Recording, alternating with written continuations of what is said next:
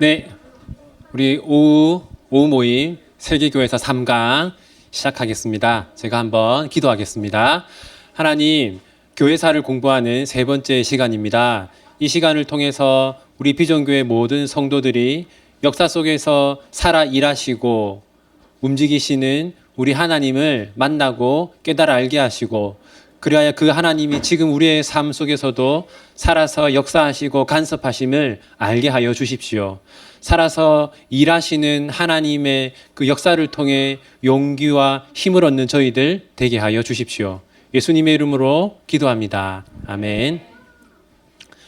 자, 오늘은 초대 교회와 이단들에 대해서 잠시 알아보도록 하겠습니다. 사도행전 20장 29절을 보면요, 사도 바울이 이렇게 말했습니다. 내가 떠난 후에 사나운 이리가 여러분에게 들어와서 그 양떼를 아끼지 아니하며, 사도 바울은 교회 안에 사나운 이리가 들어올 것이라고 경고했는데, 이 사나운 이리가 바로 교회를 어지럽힌 이단들을 말하는 것입니다. 초대교회를 어지럽힌 대표적인 이단 중에 유대주의 이단이라고 하는 것이 있습니다. 자, 여러분, 갈라디아서 2장 3절 4절 우리 같이 한번 읽어볼까요? 시작.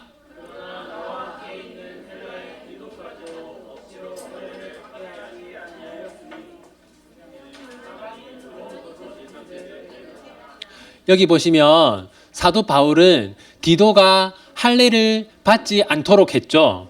그 이유가 뭐냐면 가만히 들어온 거짓 형제들 때문이라고 말합니다. 자, 보십시오. 우선 호칭을 형제라고 하지 않습니까? 그것은 교회 안에 들어와 있는 사람들이라는 뜻입니다. 교회 안에 들어와 있는데 어떤 형제들입니까? 거짓 형제들이에요. 자, 그러니까 이건 교회 안에 들어와 있지만 사실은 참된 신자가 아닌 이단을 말하는 것이죠. 어떤 이단이냐면 할례를 받게 하지 않았다라고 말하는 것으로 보아서 이 이단들은 어떤 주장을 했냐면 할례를 받아야지만 구원을 얻을 수 있다라고 주장을 했다는 겁니다. 이 사람들이 바로 유대주의 이단입니다. 유대교에서 기독교로 넘어왔지만 여전히 유대교의 색깔을 가지고 있는 사람들이에요. 이 유대인들은 어떤 생각을 가지고 있었냐면 유대인만 하나님의 백성이다. 왜냐하면 구약 성경을 보면 이스라엘 민족만 하나님의 백성 아닙니까? 그래서 신약 시대가 되었지만 지금도 여전히 유대인만 하나님의 백성이라고 생각했어요. 그래서 이 유대계 기독교인들은 이방인들에게 복음을 전하지 않았습니다. 여기 보면 누구에게만 복음을 전했다고 되어 있습니까? 네, 이 유대인들에게만 복음을 전했어요. 그러니까 이방인들은 구원을 받을 수 없다. 이방인들은 하나님의 백성이 아니다. 그렇게 생각을 했던 것이죠. 이게 바로 유대주의 이단입니다. 자, 그래서 사도 바울이 특별히 갈라디아서는 그 이단들을 대상으로 쓴 겁니다. 한번 읽어볼까요? 시작.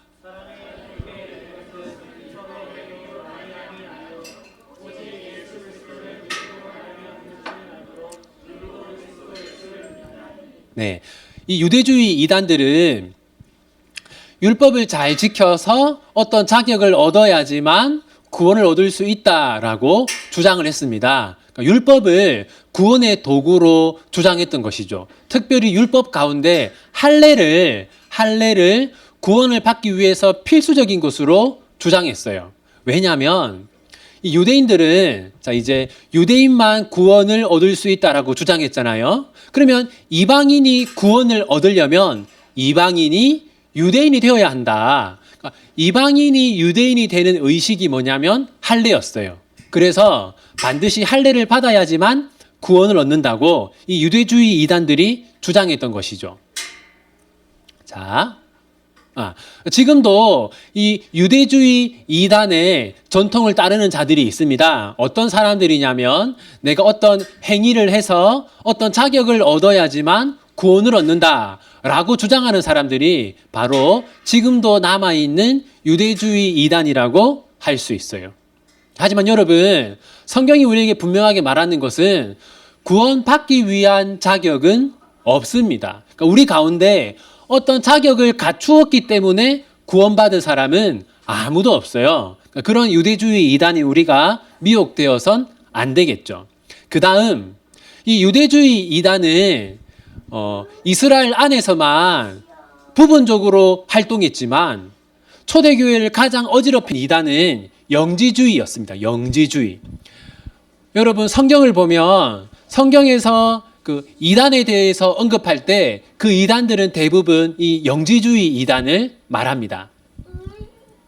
여러분 뉴스를 보면 혹시 그 도마 복음이라고 하는 거 한번 아마 들으신 적이 있을 텐데 이게 최근에 발견된 초대교회의 문서입니다. 자, 이건데요. 도마 복음이라고 해요.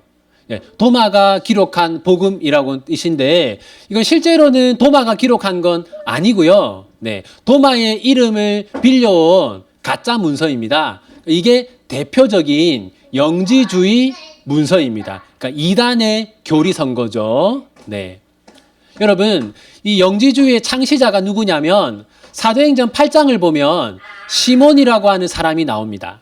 시몬이 사도들의 안수로 성령 받는 것을 보고 돈을 들여 이르되 이 권능을 내게도 주어 누구든지 내가 안수하는 사람은 성령을 받게 하여 주소서 하니 이제 바울이 이렇게 안수하니까 그 성령을 받았어요. 그러니까 이 시몬이라고 하는 사람이 자기도 그런 권능을 얻고 싶어서 돈을 주고 살려고 했습니다. 그때 이제 바울이 이 시몬을 책망하죠. 나중에 이 시몬이 이제 이단 교회를 만듭니다. 그게 바로 영지주의입니다. 오, 그래. 힘세네. 자, 여러분 디도서를 보면요. 여기 보면 어리석은 변론과 족보 이야기를 피하라라고 말하는데 이게 바로 영지주의를 경고하는 겁니다. 자, 영지주의. 여기서 영지라고 하는 것은 영적인 지식의 줄임말입니다. 그래서 영지주의자들은 뭐라고 주장했냐면 구원에 있어서 중요한 것은 영적인 지식이다. 예수님은 우리에게 영적인 지식을 가르치려고 오셨다. 이렇게 주장을 했습니다. 그리고 또 이 영지주의는 초기 그 헬라 철학과 결부되어 있었어요. 기독교와 헬라 철학을 약간 섞은 그런 이단이라고 할 수 있습니다. 그래서 헬라 철학에서 어떤 주장을 하냐면 영적인 세계와 물질적인 세계를 구분해요. 그러면서 영적인 세계는 선한 것이고 물질적인 세계는 악한 것이다. 그런 주장을 하거든요. 영지주의도 이 헬라 철학을 가져와서 뭐라고 하냐면 영적인 것은 선하고 육적인 것은 악하다. 그러므로 예수님은 만약 예수님이 하나님이라면 예수님은 그 물질로 된 몸을 가졌을 리가 없다. 이렇게 주장했어요. 그러므로 성자 하나님은 실제로는 인간이 되신 적이 없고 그냥 사람처럼 보였을 뿐이다 라는 주장을 했습니다. 이거 흔히 가현설이라고 해요. 그런데 여러분, 자, 여기서 그래서 사도 요한이 영지주의를 반박하기 위해서 기록한 성경이 요한 1서입니다. 요한 1서를 보면 사도 요한이 이렇게 말해요. 태초부터 있는 생명의 말씀에 관하여는 누구를 말하는 거겠어요? 예수님을 말하는 거죠. 예수님. 네. 그래. 조심해라. 네. 괜찮은데 다치지만 않으면 돼요. 네. 자, 여기 보면 우리의 눈으로 본 바요. 자세히 보고 우리의 손으로 만진 바라. 이렇게 말하죠. 그러니까 우리가 예수님을 만진 적이 있다라고 이렇게 주장하는 이유는 이 영지주의자들이 예수님은 실제로 사람이 되신 적이 없다라고 주장하니까 사도 요한이 나는 예수님을 실제로 만져보았다라고 하면서 이 영지주의를 반박하는 겁니다. 자, 그런데 여러분 보십시오. 우리가 지난 주일날 제가 잠깐 말씀드렸는데 자, 예수님은 우리의 대표로 이 땅에 오셨다고 했어요. 그죠? 그러니까 예수님은 사람이 죄를 지었기 때문에 사람의 대표로 이 땅에 오셨어요. 따라서 예수님이 사람이 되신 적이 없다면 우리의 대표도 될 수 없는 것이고 예수님이 사람이 되신 적이 없다면 예수님이 십자가에서 죽으신 것도 우리 사람들하고는 아무 상관이 없게 되는 겁니다. 자, 그래서 예수님이 사람이 되신 적이 없다고 주장하면 우리의 구원에도 문제가 생기는 거예요. 그래서 이 영지주의의 주장은 아주 심각한 것이라고 할 수 있죠. 유대주의, 영지주의, 그 다음에 이제 우리가 흔히 교주라고 하는 이제 그런 사람들이 등장하는데 마르키온이라고 하는 사람이 있었어요. 이 마르키온은 자신이 사도 바울의 수제자다 이렇게 주장을 했습니다. 그런데 마르키온은 뭐가 문제였냐면 이런 주장을 했어요. 구약의 하나님은 아주 폭력적이고 파괴적이다. 그런데 신약의 하나님은 사랑의 하나님이다. 그러니까 구약의 하나님과 신약의 하나님은 다르다. 구약은 우리가 볼 필요가 없고 우리는 신약만 보면 된다라고 주장했어요. 자, 여러분, 하나님은 우리에게 66권 전체 성경을 주셨기 때문에 그 중에 어떤 것만 하나님 말씀이라고 하면 이단이 되는 겁니다. 지금도 여러분 66권 전체를 하나님 말씀으로 받아들이지 않고 그 중에서 치사 선택하는 것은 마르키온의 후예다라고 할 수 있어요. 네, 여러분, 한국 교회가 이 마르키온 주의를 따르고 있는 게 있습니다. 뭘까요?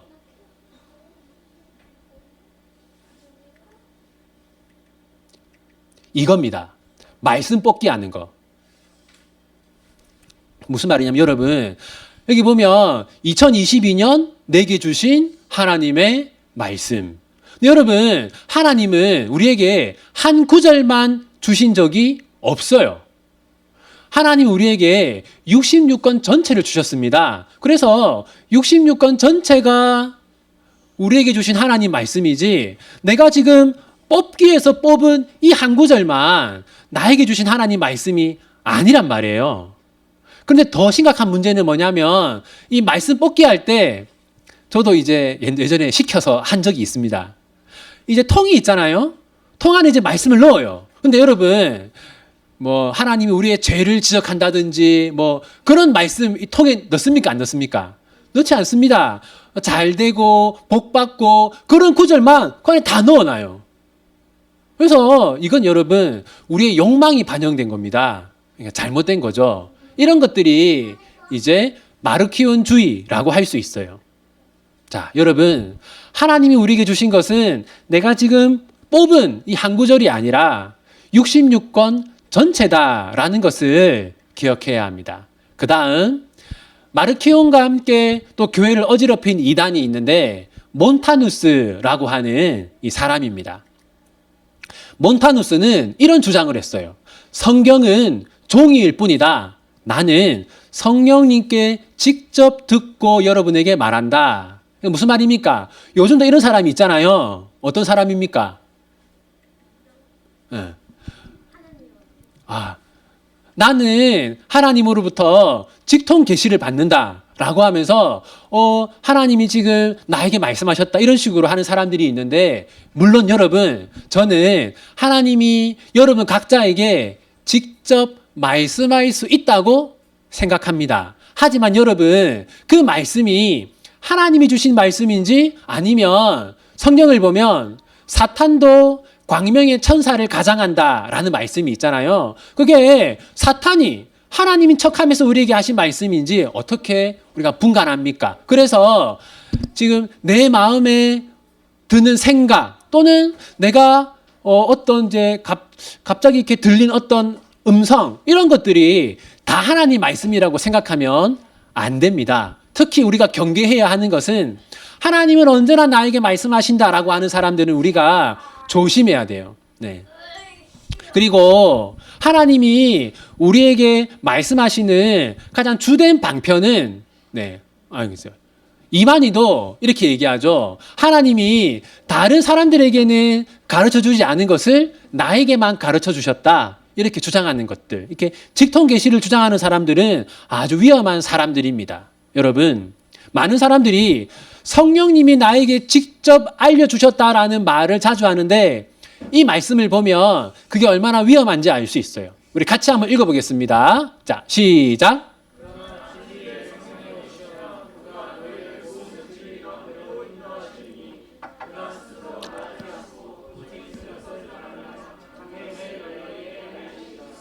자, 여기 보면 그가 스스로 말하지 않고 라고 하지 않습니까? 무슨 말이냐면 성령님이 주로 하시는 일은 우리로 하여금 성경을 깨닫게 하는 일입니다. 여기서 보면 스스로 말하지 않고 오직 들은 것을 말한다라는 것은 성령님은 우리에게 성경에 없는 다른 계시를 주시기보다는 우리로 하여금 성경을 깨닫게 하시는 분이다. 그런 뜻이에요.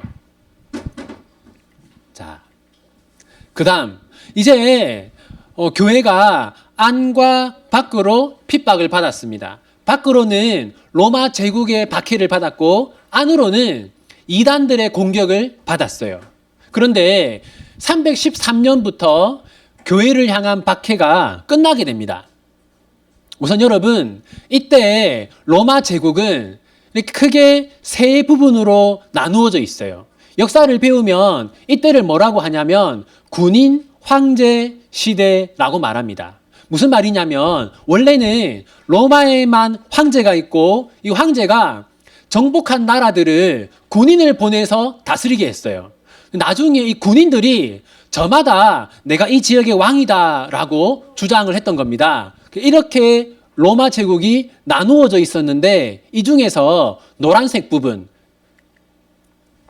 동방 제국을 다스리던 갈레리우스라고 하는 사람이 311년에 자기가 다스리는 영토 안에서는 이제 기독교는 불법이 아니다라고 공인하게 됩니다. 우리가 흔히 콘스탄티누스가 가장 먼저 기독교를 공인했다고 그렇게 알고 있는데 사실은 갈레리우스가 2년 앞서 했습니다.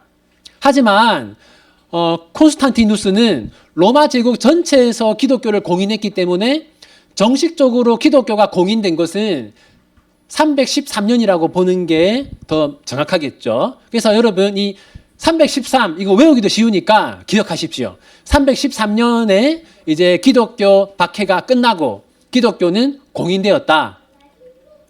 그런데 콘스탄티누스가 기독교를 공인한 데에는 전설처럼 내려오는 이야기가 하나 있습니다. 자, 우선 이 콘스탄티누스는 밀라노 칙령이라는 것을 내려서 기독교를 공인해 주었어요. 1번 교회를 공인한다. 2번 교회의 재산을 반환하고 보상한다. 무슨 말이냐면 이 로마 제국이 교회 건물을 빼앗거나 또 교회 건물을 무너뜨렸습니다. 그래서 교회 건물을 그리스 로마 신들을 섬기는 신전으로 바꾼 게 많았어요. 그런 것들을 다시 다 교회로 원상복구하고 부순 교회는 다시 이렇게 회복시켰던 겁니다. 자, 그런데 자, 우선 여러분 아까 보여드렸듯이 로마 제국을 여러 명의 황제가 다스리고 있었잖아요. 그때 여기 보시면 자, 여기 이제 우리 건집사님이 조만간 가게 될 스페인. 자, 여기 스페인과 프랑스와 독일 요 지역을 콘스탄티누스가 다스렸고 그 외의 지역은 대부분 막센티우스라고 하는 황제가 다스렸어요. 그러니까 세력이 훨씬 컸습니다. 그런데 이제 결국 막센티우스와 콘스탄티누스가 이제 황제가 두릴 수 없다라고 해서 싸우게 됩니다. 두 사람이 어디서 싸우냐면 자, 여기 티베르 강이라고 하는 곳에서 이제 만나게 돼요. 자, 그런데 티베르 강은 자, 이제 이 강입니다. 네, 이 강이고요. 네. 그런데 싸움하기 하루 전날 콘스탄티누스 황제가 꿈에서 이제 호크 빈케라는 음성과 함께 환상을 봅니다.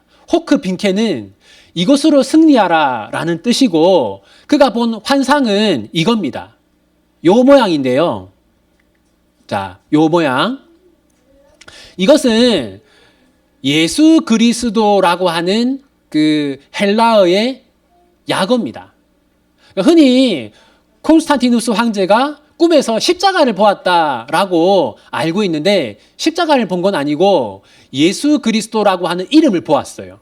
그래서 이제 콘스탄티누스가 방패에 이 그림을 그리게 했고 결과적으로 전력이 훨씬 약했는데도 승리했다라는 이야기가 전설처럼 내려오고 있습니다. 그래서 기독교를 공인했다라고 하는데 자, 여러분 이 이야기가 사실인지 아닌지는 확실하지 않습니다. 확실하지 않은데 분명한 것은 하나님이 콘스탄티누스 황제를 통해서 이제 기독교를 박해로부터 건지신 것은 사실입니다.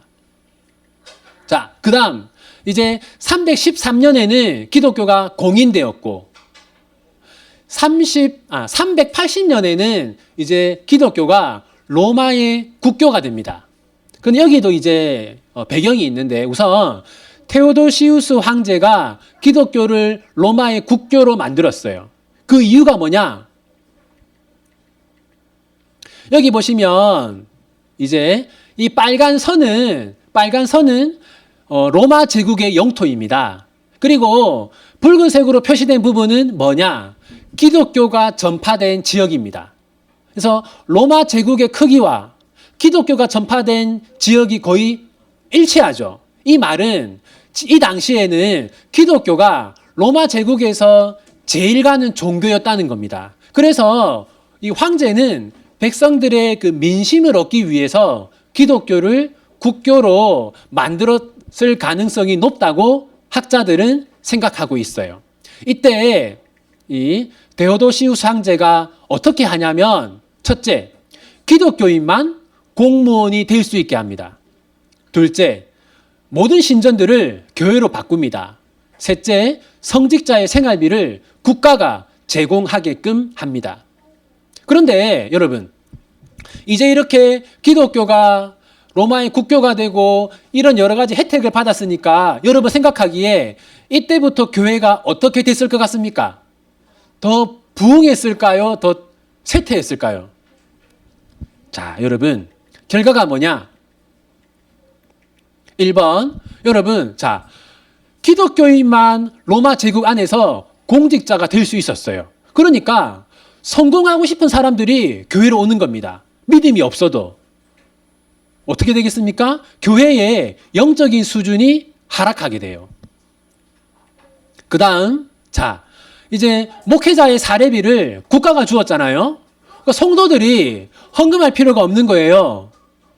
성도들이 이제 하나님께 드려야 될 돈을 어차피 뭐 교회가 필요한 돈 나라가 주는데 내가 헌금해서 뭐해? 라고 하니까 여러분, 돈이 있는 곳에 마음이 가지 않습니까? 지금까지는 내 돈을 아낌없이 하나님께 드렸는데 하나님께 드릴 필요가 없다고 생각하게 되니까 자기를 위해 쓰게 되고 그러면서 점점 성도들의 가치관이 세속화되게 돼요.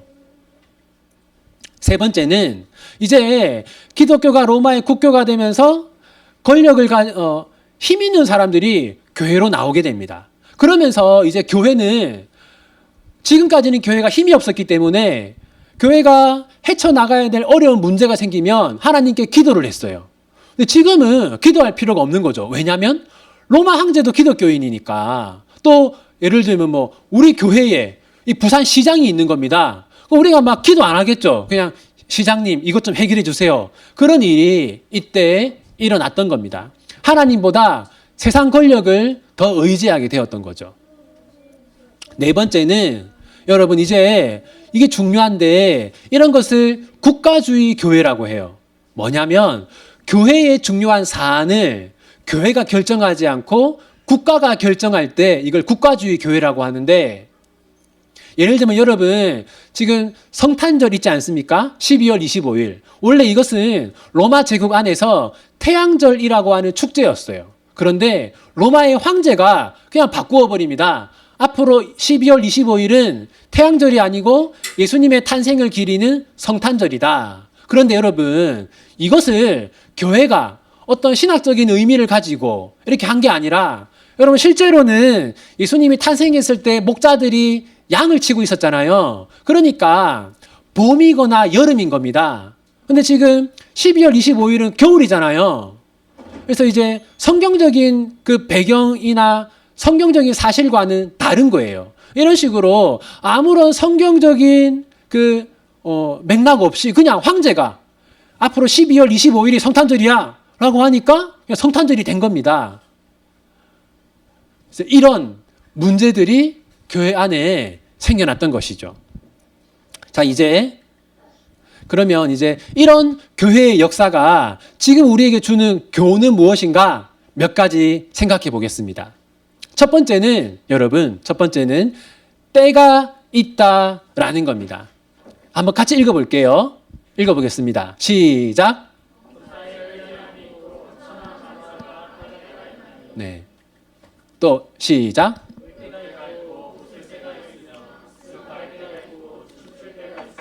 여러분, 성경을 보면 울 때가 있고 또 웃을 때가 있다라고 말합니다. 하나님이 정하신 때가 있다는 것이죠. 교회도 핍박을 받을 때가 있었지만 또 어떤 때가 있었습니까? 그 핍박에서 또 벗어나고 해방되는 때가 있었다는 거예요. 여러분, 신자의 삶도 마찬가지인데 같이 한번 읽어볼까요? 자, 시작.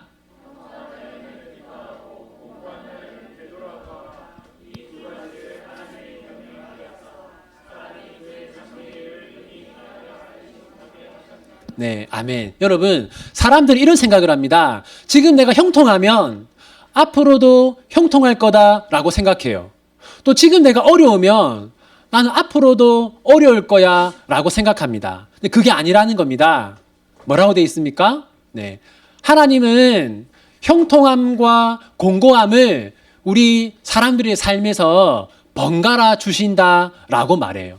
그래서 지금 잘 된다고 해서 앞으로 계속 잘 되는 것도 아니고 지금 내가 힘들다고 해서 앞으로 계속 힘든 것도 아니라는 것이죠. 그러니까 때가 있다는 겁니다. 여러분, 우리가 지금 여러분 예를 들어서 지금 여러분 사업이 잘 된다.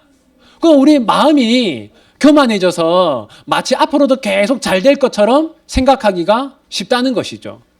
그런 교만한 마음을 가져서는 안 되고 또 지금 너무 힘들다고 해서 이번 생은 글렀어. 뭐 그런 생각. 네. 그게 아니라는 겁니다. 여러분, 하나님은 우리에게 행복한 날만 계속 주시지도 않고 힘든 날만 계속 주시지도 않아요.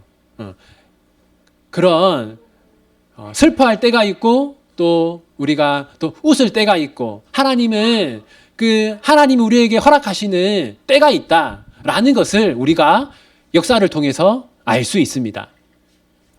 두 번째는 고난에는 뜻이 있다라는 겁니다. 여러분, 초대교회가 로마 제국으로부터 박해와 핍박을 받았잖아요. 그런데 이런 식으로 사자의 밥이 되기도 하고 비참한 일들을 교회가 많이 겪었어요. 그런데 여러분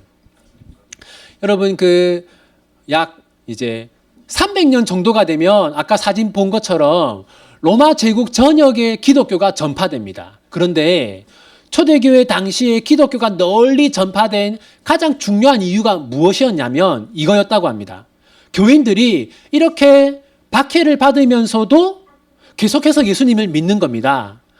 자기들이 생각하기에 예수님을 믿는 것 때문에 어려움을 겪으면 예수님을 안 믿을 것 같은데 어려움을 겪으면서도 예수님을 믿으니까 이제 사람들이 진짠가 보다. 저 기독교인들의 믿음이 진짠가 보다라고 생각하게 되었다는 거예요. 고난을 통해서 이 기독교라는 그 기독교의 믿음이 더욱더 분명하게 전해졌다는 것이죠. 그래서 초대교회가 어려움을 겪은 것에도 하나님의 뜻이 있었다라는 것을 알 수 있는 겁니다. 이렇게 300년 만에 기독교가 널리 전파된 것은 아이러니하게도 교회가 박해를 받았기 때문이다라는 거예요. 하나님은 복음이 전파되게 하시려고 교회가 어려움을 겪게 하셨던 것이죠. 여러분들도 지금 다 말은 못하지만 여러 가지 어려움들을 겪고 있지 않습니까? 그런데 하나님이 우리에게 주시는 어려움 중에서 아무 목적 없는 어려움은 없다는 사실을 기억하시면 좋겠습니다.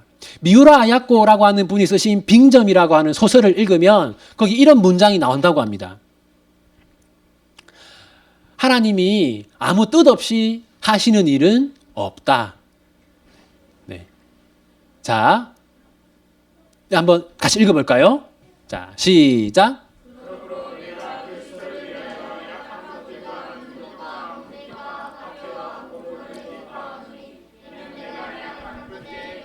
네. 사도 바울이 내가 약할 때 가장 강하다 라고 말했는데 교회의 역사가 그걸 보여주고 있어요. 기독교가 가장 널리 전파된 것이 AD 300년까지 그 300년 동안 복음이 가장 빠르게 전파되었어요. 그런데 아이러니하게도 그 300년이 교회가 가장 핍박을 많이 받은 시기였어요. 교회가 어려움을 많이 겪으니까 더 하나님을 의지하게 되고 기도하게 되고 그 복음이 널리 전파되었던 거죠. 자, 세 번째는 뭐냐면 세 번째는 하나님의 선물을 잘 사용해야 된다라는 겁니다. 여러분, 하나님이 교회에 이제 교회가 박해를 벗어나서 이제 로마의 국교가 되는 하나님이 이제 그런 선물을 주셨어요. 그러니까 힘을 주신 것이죠. 하나님이 교회에 힘도 주고 돈도 주셨는데 그러면 교회는 이 돈을 이 힘을 하나님의 영광을 위해서 사용했어야 했는데 교회가 그러지를 않았습니다. 교회가 힘을 얻고 돈을 가지게 되자 이 교회 안에 목회자들이 주로 목회자들이 이 교회가 가지게 된 힘과 돈을 사사로이 사용하기 시작했어요. 그러니까 하나님이 주신 선물을 잘 사용하지 않았던 것이죠. 여러분, 우리가 가지고 있는 좋은 것들은 다 누가 주신 겁니까? 하나님이 주신 겁니다. 여러분이 가지고 있는 그 건강, 또 물질, 하나님이 주신 것인데 하나님 뜻대로 사용하지 않으면 역사가 보여주듯이 이렇게 비참한 일들이 일어날 수 있습니다. 여러분, 여기 한번 읽어볼까요? 시작.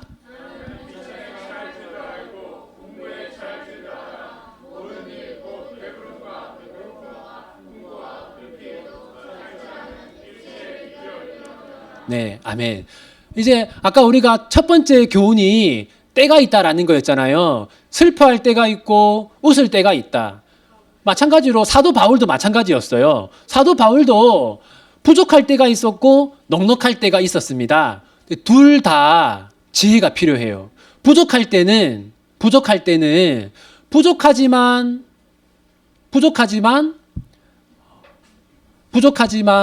우리가 이렇게 뭐라고 할까요? 그 자존감이 낮아지지 않고 두려워하지 않고 그런 지혜가 우리에게 필요합니다. 나는 부족해도 하나님이 있기 때문에 실제로는 넉넉한 거야 라고 할 수 있는 그런 지혜와 믿음이 필요하고 또 넉넉할 때는 어떤 지혜가 필요합니까? 이 넉넉할 때는 이것을 또 잘 하나님과 이웃을 위해서 사용할 줄 아는 지혜가 필요한 것이죠. 근데 교회가 부족할 때 어떻게 해야 하는지는 잘 알았는데 넉넉할 때 어떻게 해야 하는지를 몰랐어요. 근데 그건 우리도 마찬가지인 것 같습니다. 여러분, 사람들이 정말 하나님께 매달릴 때는 언제입니까? 부족할 때죠. 부족할 때 매달리다가 뭔가 좀 이제 넉넉해지면 교만해지고 하나님 떠나는 경우가 얼마나 많습니까? 대표적인 사람들이 있는데 누구냐면 사울이 사무엘에게 뭐라고 얘기했냐면 나는 이스라엘 지파의 가장 작은 지파 베냐민 사람이 아니니까 또 나의 가족은 베냐민 지파 모든 가족 중에 가장 미약하지 아니하니까 라고 하면서 처음에는 겸손했어요. 그때 하나님이 쓰신 것이죠. 또 다윗도 겸손했습니다. 다윗이 힘을 얻자 어떻게 하냐면 그 해가 돌아와 왕들이 출전할 때가 되매 이제 겨울이 되면 전쟁을 중단하고 봄이 되면 왕들이 군대를 이끌고 싸우러 나갔어요. 왕들이 출전할 때가 되었는데 다윗은 어디에 있었습니까?